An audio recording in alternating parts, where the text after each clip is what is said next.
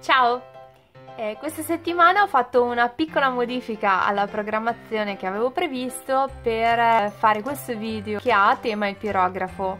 Qualche giorno fa Nicole Balcerzak mi aveva chiesto alcuni consigli per utilizzare il pirografo che è in vendita da oggi nella famosa catena di supermercati più amata dagli hobbisti, cioè Lidl. Mi sono fiondata quindi anch'io a comprarlo, anche perché io ho usato tantissimi anni fa il pirografo. Adesso era da qualche tempo che non lo usavo, ma quello che avevo io non mi dava molta soddisfazione perché non aveva tutte quelle punte decorative che avrei voluto. Io ne approfitto per salutare una grande amica di famiglia che è Patrizia. Ciao Patrizia!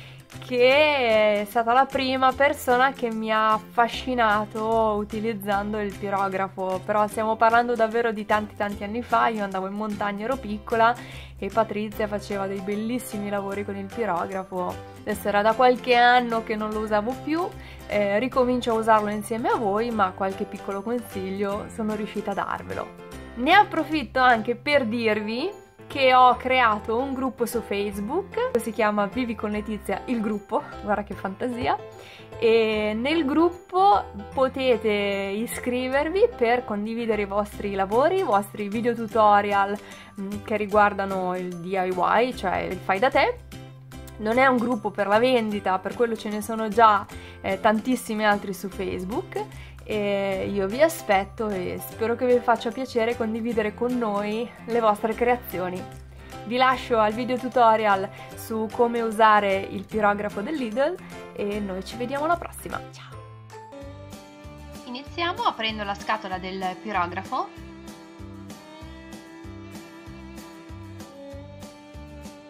Come vedete ci vuole una presa asciugo, quindi un adattatore per la presa asciugo. Nella confezione sono contenute 2 bustine con le varie punte decorative oppure a scalpello o appuntite.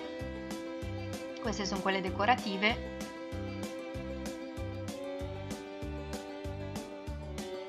E queste sono appuntite o a scalpello e sono di varie dimensioni.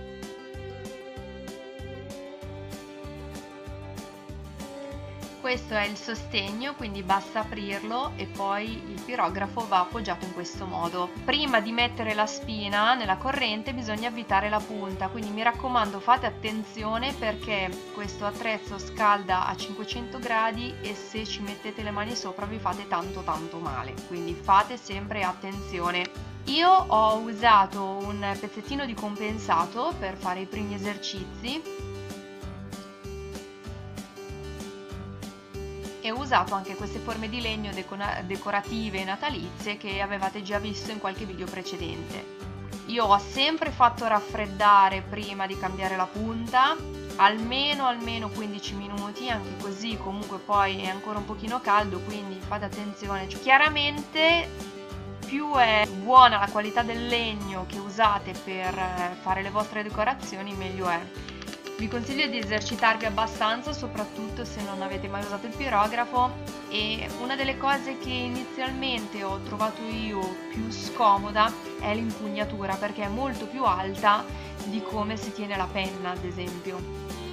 Per fare buone decorazioni definite è importante tenere il pirografo perpendicolarmente.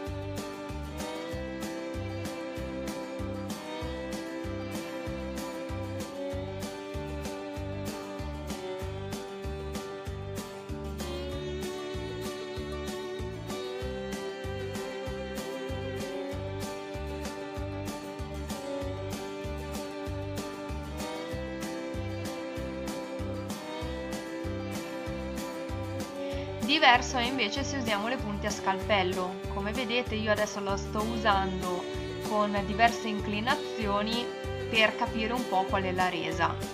Quindi una volta che capite che tipo di effetto volete dare, cercate di ripeterlo tante volte proprio per allenare la mano a fare quel tipo di movimento, un po' come succede con la calligrafia, con i corsi di calligrafia. In questo caso provo a scrivere delle lettere. Come vedete i tratti in questo caso con questo tipo di punta sono molto larghi.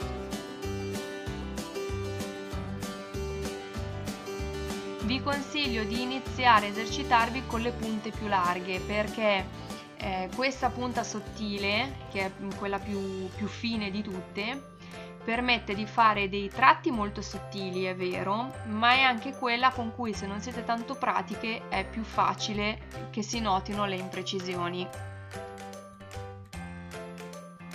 Per oggi vi saluto e mi raccomando, lasciatemi nei commenti le vostre richieste di chiarimenti eventuali sull'utilizzo del pirografo e vi aspetto con le foto dei vostri lavori sul gruppo Facebook.